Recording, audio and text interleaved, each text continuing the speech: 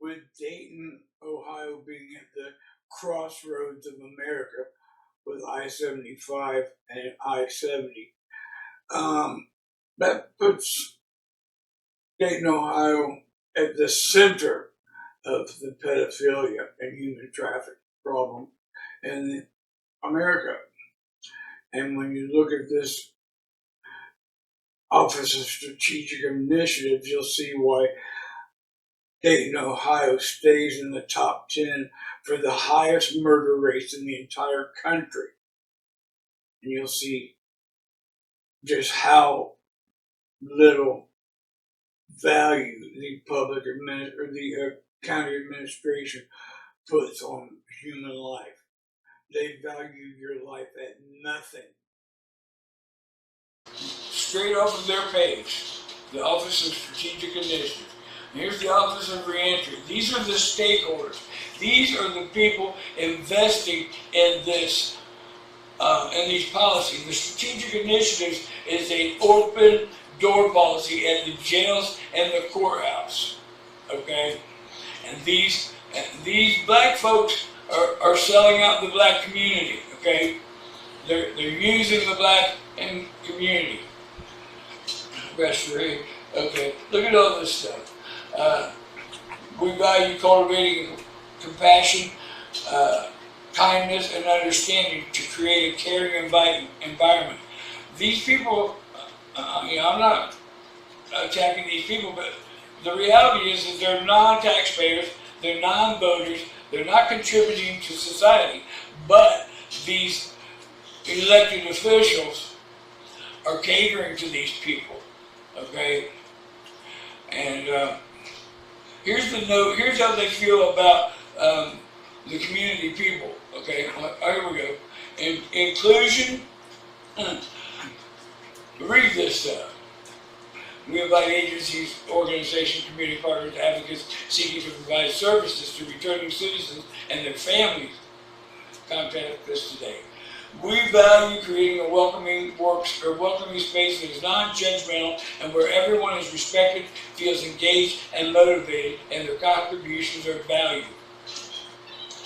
We value dedication to finding solutions to effective reentry and restoration of returning citizens. We value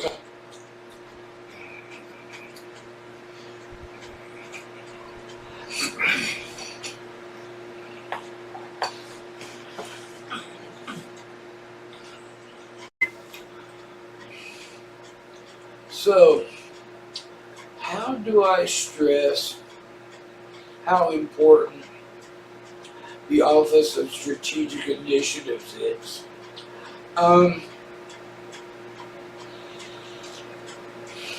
This is going to be a tough one for me.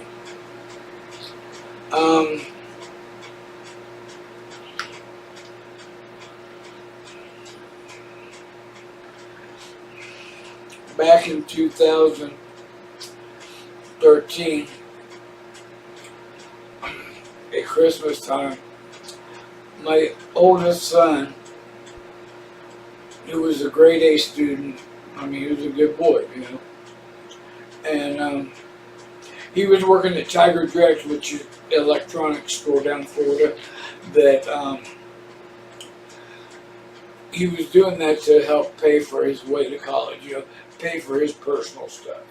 The school and transportation, all that stuff was taken care of. He was such a good boy, he bought a bicycle so he could ride it back and forth to work, so he didn't have to spend his money on gasoline. He was a good kid, y'all.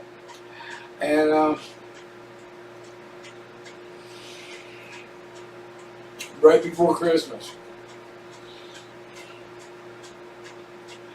he didn't come home from work. He always came home. I can't tell you how many times, enough times to explain how good of a kid he was. But anyways, he didn't come home. Never called, nothing. For 3 days.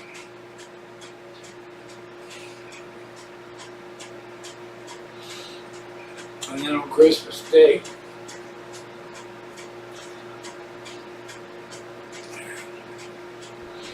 We found him in the park by the house. And he'd been stabbed to death, laying in the park next to his bicycle.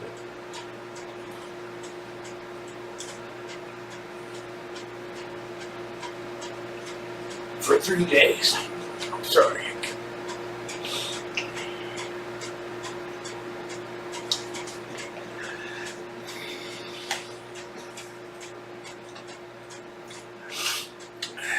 Imagine yourself doing interviews on the TV and everything, begging for information, offering $10,000 reward for information on who did this. And then 6 months later, they finally find the guy who did it.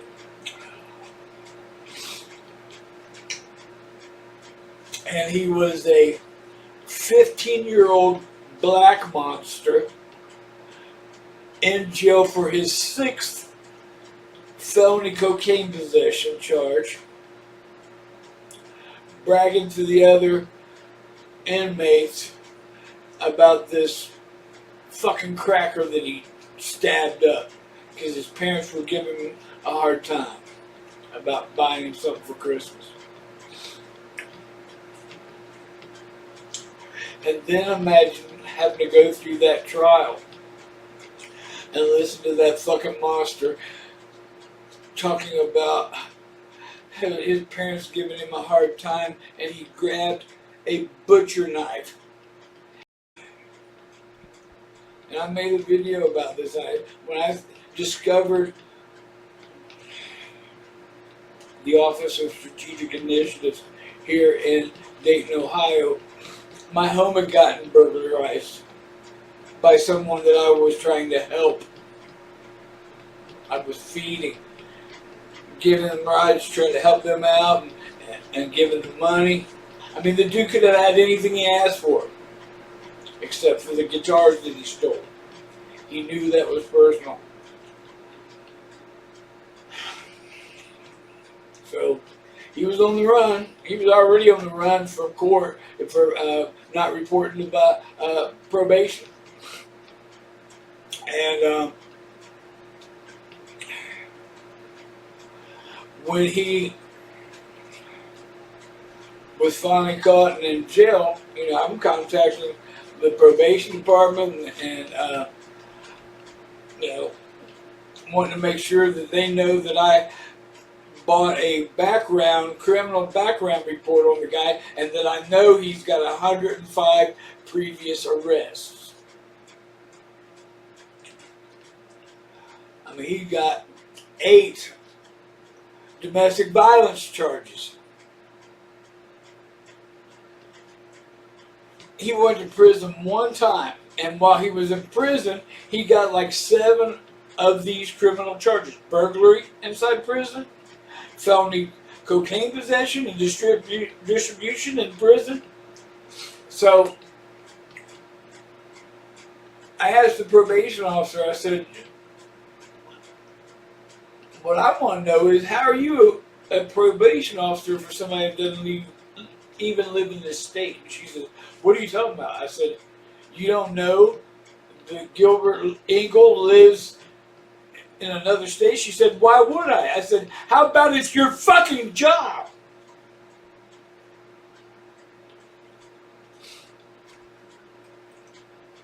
I contacted the court, the supervisor, the county commission, the administration. I'm like, how in the fuck does this probation officer done? I want to know that she's disciplined for this stuff. But she's getting paid. She's drawing a paycheck to do nothing. This career criminal's out breaking into my fucking house because she ain't doing her goddamn job. I got the email. I can make that the thumbnail. Yeah, I'll make that the thumbnail.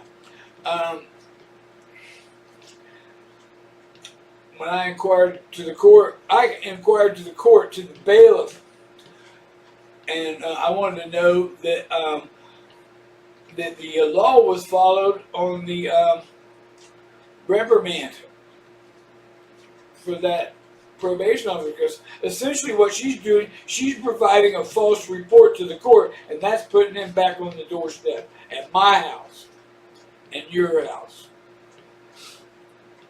So they kept saying, oh yeah, they put the supervisor of probation on there instead of them handling it, and it's their job, okay? So, yeah, oh yeah, I'll call you, yeah, okay. I still waiting on that call. No more. 2 years. So, long story short, they gave that motherfucker 30 days in drug treatment. How in the fuck does a career criminal with drug possession charges and distribution inside of the state penitentiary get 30 days drug treatment?